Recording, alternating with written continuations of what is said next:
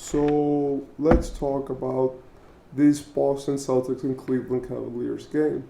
The Boston Celtics won up 3-1 on the Cleveland Cavaliers, and I believe honestly that the series is over. And I just want to talk about the Celtics in general. The reason why is because I do believe that the Celtics are a competitor this season. I feel like calling them not a competitor is something that you would do if you just have very little faith in Boston because of what they've shown you. But I feel like because of their depth, their talent, and the way that they carry themselves, they are at least in consideration for the finals and to get there. And I feel like that we can't say anything differently about that because if we do, then it's just in general into how good Boston has been for an entire season. So with Boston, I feel like it is not as much about them being successful. It's about are they going to seal the deal? As we know, the biggest, season that they ever had in the recent memory was that 2022 season versus Golden State. They had a complete season going and having great series and being able to capitalize off of the East that season and beat the Heat to secure themselves in the finals for a great finals against Golden State. The reason why they couldn't win that game was because of the stars and their experience. Ime Udoka got them there, and they've been honestly very consistent ever since in getting to the playoffs and getting to the Eastern Conference Finals. But the problem is that they have finals level teams. And most people believe, and this goes for the average NBA fan who pays a lot of attention, that with just a little bit better coaching, like if they would have still had Ime Udoka, or even if they would have had one of the better coaches in the league, like an Eric Spoelstra, then they could have gone to the finals more than one time. Most people believe that last season the Heat were beatable, especially by those Celtics, which had a lot of different pieces to work with. And now this season with Kristaps Porzingis, when we have the obviously very scary Drew Holiday on defense, and when we have the mix of all of these guys on a team together, especially with Jayson Tatum and Jaylen Brown, it is hard not to look at this team and go, wow, these guys are great. Al Horford is another guy which has been contributing great minutes, and the way that they're all able to fit into a system is honestly something remarkable. The problem is that they are reliant on the three. They are reliant on the outside shot, and that is something that has cost Boston almost their season. In my opinion, the Cavaliers have honestly gave up. Donovan Mitchell did not play this game, and I think he got injured in the last time that they played. Donovan Mitchell put his heart out there, put his life out there, and he had some calf injuries, and I don't think that they would have won the game if he was there or if he wasn't, even if it was close. Cleveland looks like a team which consistently puts themselves in a position where they have the players to win you playoff games and playoff series, but they do not have the players who are going to win you a championship. That we see in guys like Darius Garland, Evan Mobley, Karis LeVert, which sometimes will have great games and shoot the lights out and pass the ball well and play great defense, and in other games they'll just choke it up and you'll just say like, well, is this team even worthy of being in the playoffs? We saw that in the first game against Orlando, where we saw them completely choke every single game that wasn't in their home court.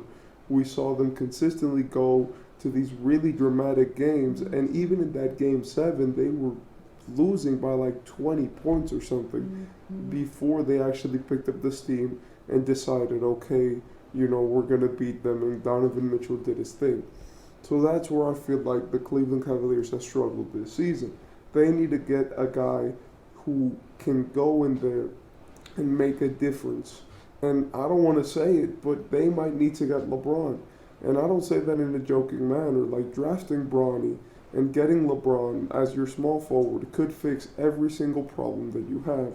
First, it would take some strain off of Donovan Mitchell as a player. It would create cap space because you could trade Jared Allen to the Lakers and have them rebuild and just give them a bunch of picks. And I think that it would be more beneficial to do that than to keep the team that you have now. Being in the middle in the NBA is never a good thing. When you're good enough to be in the playoffs but bad enough to not be a contender, you're just basically living in purgatory. So when you have to make a decision of am I gonna go all in to try to be great or am I just gonna tank until I have a superstar, which convinces me that I should go all in. And that's the position where a lot of teams find themselves in, especially a team like Cleveland. Cleveland needs to make a decision, in my opinion, because I think the Donovan Mitchell era has basically come to an end.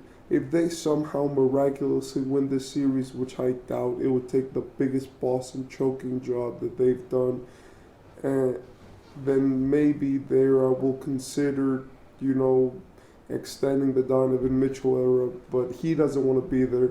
It seems like the team is just kind of shook up. And until Darius Garland can play consistently like Darius Garland of last season, then we can't really see them being anything too potent.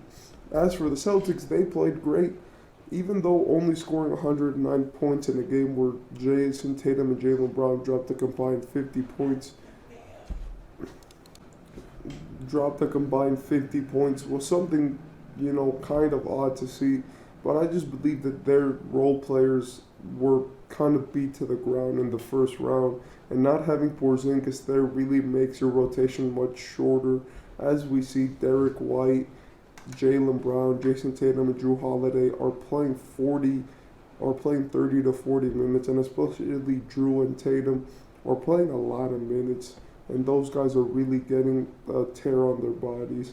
So when it comes to them being consistent parts of the rotation, they are, but missing players, especially with their very limited rotation, makes it so that they have to substitute for guys which are either not as good or give more minutes to the guys which are very good, and that's something which can get pretty tricky. With that being said, I feel like the most important part now is who are you going to face in the Western Conference Finals. I feel like Boston could do a good job with the Pacers. They could keep up with them in terms of scoring. Very little defense works for Boston always, and that playoff setting is something that I believe the Pacers will be able to feel if they make it to the Western Conference Finals. Not to the Eastern Conference Finals, I'm sorry. But when it comes to the Knicks, if healthy, could beat the Celtics, in my opinion, in a 7-game series. The Knicks are tough. They play defense. They fight for every rebound. They do not let the offense be easy. And in the playoffs, that's the stuff that shines. It doesn't really matter how many times you shoot a three and it goes in. If you're playing great defense, getting the rebounds when they count, and really putting your body out there like the Knicks do so well, then maybe you could get to the finals this season. And this is where I feel like the East and the West are kind of wide open. Apart from the Nuggets, no team in the playoffs right now has a star which has done anything substantial apart from maybe get an All-NBA appearance in the league. Jayson Tatum hasn't done anything. He hasn't won a championship. He went to the finals, but going to the finals and losing, it's kind of, like mixed. It's a mixed bag. Cleveland, I do think that they're out, but Donovan Mitchell hasn't done anything. Tyrese Halliburton hasn't done anything. Jalen Brunson hasn't done anything. And, they've had great playoffs, but no. In the West, we have Anthony Edwards, Shai Gilgeous-Alexander, and Luka Doncic, and then we have Joker. And Joker's the real threat. If Joker wins and gets to the finals again, then they're probably winning the whole thing. But if Minnesota can stop them in their tracks and make sure that they don't win, then we're going to see a new eventual champion. And that could be somebody from the East. So I believe that the big important thing right now for the Celtics is make sure that Tatum is healthy. Tatum is a guy which is very inconsistent at times, but he is a playoff performer, and he does come up big when it matters the most. In my opinion, keeping him healthy and making sure that he's in the right mentality to go out there, play well, play consistently, and be there every single game is something that you need to appreciate, because after you get done with Cleveland, whoever comes up in that Eastern Conference Finals is going to want your head, especially when you guys are the people who are making history because of the amount of wins that you got. So Jayson Tatum needs to step his game up.